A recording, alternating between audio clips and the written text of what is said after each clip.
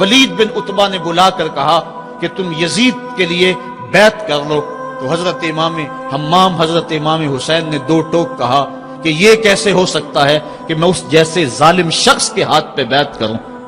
آپ یہ کہہ کے پلٹے تو مروان بن حکم نے مشورہ دیا کہ یہ موقع ہے، جانے نہ دو، اگر یہ چلے گئے قابو پانا دوبارہ مشکل ہوگا، لہٰذا ابھی ان کو قتل کر دیا جائے۔ یہ حضرت امام حسین رضی اللہ تعالی عنہ کے کانوں میں آواز پڑی۔ روایات میں آتا ہے کہ آپ نے انہی قدموں کے بل پیچھے پلٹ کے نیام سے تلوار باہر نکالی اور ہوا میں لہرانی شروع کر دی۔ محمدی کچھار سے حیدری شیر نکل آیا، کہا ولید بن عقبہ تو ہمیں نہیں جانتا ہم کون ہیں؟ آنا حسین ابن علی ابن ابی طالب، میں حسین ہوں، علی کا بیٹا ہوں، اور علی ابو طالب کا بیٹا ہے۔ ہمارے گھر میں قرآن اترتا رہا ہے، فرشتے ہمارے گھر میں آتے رہے ہیں۔ وَيَزِيدُ ابن المعاویہ فاسق فاجر قاتل النفس مولن بالفسق شارب الخمر، اور یزید فاسق ہے، فاجر ہے، مسلمانوں کا قاتل ہے اور شراب پیتا ہے، اس لیے حسین ڈنکے کی چوٹ پہ یزید کی بیعت سے انکار کرتا ہے۔ حضرت امام حمام امام حسین رضی اللہ تعالی عنہ نے انکار بیعت کی وجہ بیان کر دی۔ آج یہ پراپیگنڈا کیا جاتا ہے کہ یہ دو شہزادوں کی جنگ تھی اور یہ اقتدار کے لیے سب کچھ ہوا۔ اگر یہ بات ہوتی تو ترمح بن عدی کہہ رہا ہے، حاتم طائی کا پوتا، جب آپ میدان کربلا کی طرف بڑھ رہے ہیں، حضور آپ میرے پہاڑوں میں آ جائیں اور 5000 کا لشکر آپ کی پشت پہ رکھ دوں گا، اور آپ جدھر بڑھیں گے وہ جان نثاری کرتے ہوئے آپ کے پیچھے ہوں گے اور یزید کی حکومت کے ٹکڑے کر کے رکھ دیں۔ حضرت امام حمام امام حسین نے ترمح بن عدی بن حاتم کی اس پیشکش کو ٹھکرا دیا، کہا میں تو کسی اور کام کے لیے جا رہا ہوں۔ یزید کے چہرے سے اس نقاب کو نوچنا تھا، اس کے مکروہ چہرے کو لوگوں کے سامنے ننگا کر کے بتلانا تھا کہ یہ وہ شخص ہے کہ جس کے بارے میں میرے محبوب اور میرے نانا نے خبر دی ہے کہ بنو امیہ کا ایک ظالم شخص میری سنت کو بدلے گا، اور وہ سنت کو بدلنے والا یہی شخص یزید ہے۔ تو حضرت امام حمام حضرت امام حسین رضی اللہ تعالی عنہ، واقعہ بڑا طویل ہے۔ مدینہ تو رسول چھوڑا اور 8 دن حاجی مدینہ تو رسول میں رہتا ہے، اور چھوڑنا قیامت سے کم نہیں ہوتا۔ اور حسین تو پیدا مدینے میں ہوئے تھے، ان کا مسکن مدینے میں، وہ کھیلنے کے لیے نکلتے تھے تو مسجد نبوی کا صحن ہوتا تھا۔ حضرت امام حسین کے گھر کا دروازہ مسجد نبوی کے اندر کھلتا تھا۔ وہ حسین جو مسجد نبوی میں کھیلتا رہا، حضور کے کندھوں پہ سواری کرتا رہا، اور حضور ان کو پکڑ کے اپنے پاؤں پہ اور اپنی رانوں پہ اور اپنے پیٹ پہ اور اپنے سینے پہ بٹھاتے رہے، جن کے لیے حضور خطبہ چھوڑتے رہے، سجدوں کو طول دیتے رہے۔ وہ حسین ابن علی آج اس شہر مدینہ کی بہاروں کو چھوڑ رہے ہیں۔ حضور کی بارگاہ میں آخری سلام کہہ کے اپنی والدہ ماجدہ کی حضور سلام کہنے کے بعد حضرت امام حمام مدینہ تو رسول سے مکہ المکرمہ گئے۔ وہاں پہنچ کے آپ نے ماہ شعبان، ماہ رمضان، ماہ شوال اور ماہ ذیقعد اور ذی الحج کے کچھ دن گزارے۔ 2 ذی الحج کو، یا ایک روایت میں 7 یا 8 ذی الحج کو پھر شہر مکہ بھی چھوڑ دیا۔ قصہ طویل ہے کہ 150 خطوط تھے کوفیوں کے، جنہوں نے لکھا تھا کہ ہمارا امام کوئی نہیں، آپ آئیں اور ہم آپ کی قیادت کے اندر حق کا علم لہرانا چاہتے ہیں۔ صحابہ نے ان کی بے وفائی اور بے مروتی کا تذکرہ کیا تو حضرت امام حمام نے فرمایا میں جانتا ہوں ان کے رویوں کو، لیکن اب انہوں نے چونکہ مجھے خط لکھے ہیں، اور اگر میں نہ گیا تو وہ قیامت کے دن کہیں گے کہ مالک ہم نے تو تیرے رسول کے نواسے کو بلایا تھا، وہ ہماری مدد کے لیے نہیں پہنچا۔ فرمایا اگر میں جاتا ہوں اور کلمہ حق بلند ہو جاتا ہے تو پھر بھی درست، اور اگر وہ بے وفائی کرتے ہیں، اگر اس رستے میں مجھے جان دینا پڑتی ہے تو پھر بھی کوئی بات نہیں، پھر بھی میں مراد کو پہنچا ہوا اپنے آپ کو پاؤں گا۔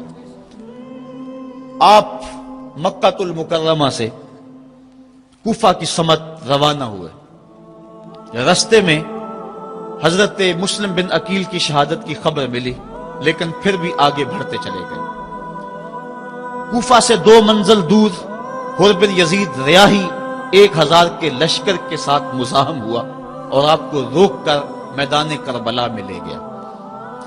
آپ نے کہا کہ میں یزید کی بیعت کسی صورت میں نہیں کروں گا، جس سے صرف حق ہی قبول ہو، یہی جس کا اصل اصول ہو، جو نہ جھک سکے جو نہ بک سکے، اسے کربلائیں ہی راس ہیں۔ حضرت امام حسین امام حمام کربلا کے تپتے ہوئے ریگزار کے اندر 2 محرم کو پہنچے اور 9 محرم تک آپ مختلف انداز سے مفاہمت کی بات اس انداز سے کرتے رہے کہ میں بیعت نہیں کروں گا لیکن کچھ تو خون سے بھی بچنا چاہتا ہوں، لیکن ان کا ایک ہی مطالبہ تھا کہ ہر صورت میں بیعت کرنا ہوگی، اس کے علاوہ کوئی صورت نہیں ہے۔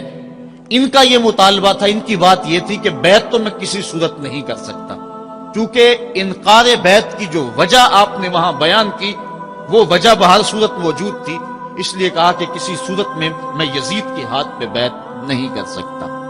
خیر وقت گزرتا گیا، پھر 9 کو یہ بات طے ہو گئی کہ لڑنے کے لیے تیار ہو جاؤ اگر تم نے بیعت نہیں کرنی۔ بیعت کرنے کی صورت میں مراعات سے نوازا جا رہا تھا، بڑے سے بڑا شہنشاہ بھی ہوتا اس کے پاؤں میں بھی لغزش آ جاتی، لیکن حضرت امام حسین رضی اللہ تعالیٰ عنہ نے فرمایا کہ یہ تخت و تاج کیا چیز ہیں، جن کی مسند محبوب کی گلی میں لگی ہو وہ تخت سکندری پہ کبھی تھوکا بھی نہیں کرتے۔ مجھے ان تخت و تاج کی پرواہ نہیں، میں تو کلمت الحق کے اعلیٰ کے لیے میدان عمل میں آیا ہوں۔ آپ نے مقام بیضا پہ خطبہ دیتے ہوئے کہا تھا کہ لوگوں میں جانتا ہوں کہ میرے ساتھ کیا ہونے والا ہے، لیکن اس کے باوجود میں میدان میں اس لیے جا رہا ہوں وَلَكُمْ فِيَّ أُسْوَةٌ کہ میری زندگی تمہارے لیے ایک نمونہ بن جائے۔ آپ نے اپنی زندگی کو قیامت تک آنے والی نسلوں کے لیے ایک نمونہ قرار دیا، اور میں نے پچھلے اجتماع کے موقع پہ کہا تھا، جو احباب پچھلے اجتماع پہ موجود تھے انہیں وہ جملے یاد ہوں گے کہ قیامت تک جبر کے خلاف جتنی بھی تحریکیں اٹھیں گی سب کا قائد حسین ابن علی ہوگا۔ انسان کی عقل اور منطق اس کو یہ دلیلیں دیتی ہے کہ تم جبر کے خلاف اگر میدان میں آئے تو کٹ جاؤ گے، ٹکڑے کر دیے جائیں گے۔ جبر سے مفاہمت کر لو، لیکن عشق سکھاتا ہے مفاہمت نہ سکھا، جبر ناروا سے مجھے، میں سر بکف ہوں لڑا دے کسی بلا سے مجھے۔ تو عشق انسان کو لڑنے کا سلیقہ دیتا ہے، محبت باطل سے ٹکرانے کا درس دیتی ہے۔ کہا میں اس کے باوجود میدان عمل میں جا رہا ہوں اس لیے کہ میری زندگی تمہارے لیے نمونہ بن جائے، اور قیامت تک لوگ میری زندگی سے راہیں تلاش کرتے کرتے میری زندگی کو نمونہ بناتے بناتے جبر کے مقابلے میں کھڑے ہو جائیں اور سرخروئی اور کامیابی حاصل پائیں۔ تا قیامت قطع استبداد کرد، موج خون او چمن ایجاد کرد۔ اللہ اللہ بائے بسم اللہ پدر، مانائے ذبح عظیم آیت بسر۔ سرخ رو عشق غیور از خون او، شوخی این مصرع از مضمون او۔ عشق غیور کے چہرے پہ جو سرخی دوڑ رہی ہے یہ حسین ابن علی کے خون کا صدقہ ہے۔ ان کے خون نے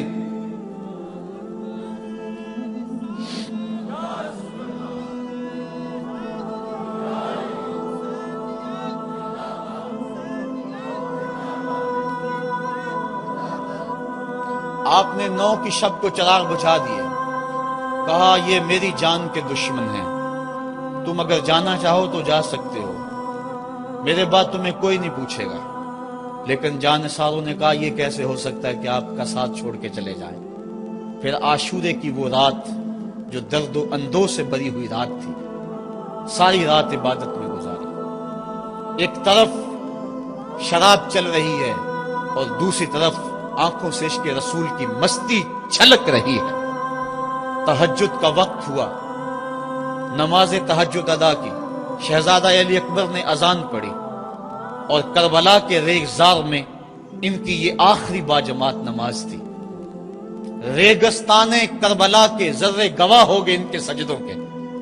آج کائنات کا وہ انوکھا باب رقم ہونے والا تھا کہ صدیاں جس پہ ناز کریں گی۔ فرشتوں نے کہا تھا مالک تو خلیفہ بنا رہا ہے انسان کو، یہ تو لڑائی کرے گا، سجدے تو ہم کرتے ہیں۔ آج فرشتوں نے بھی دیکھنا تھا کہ سجدہ کرنے کا جو انداز حسین ابن علی کا ہے، فرشتے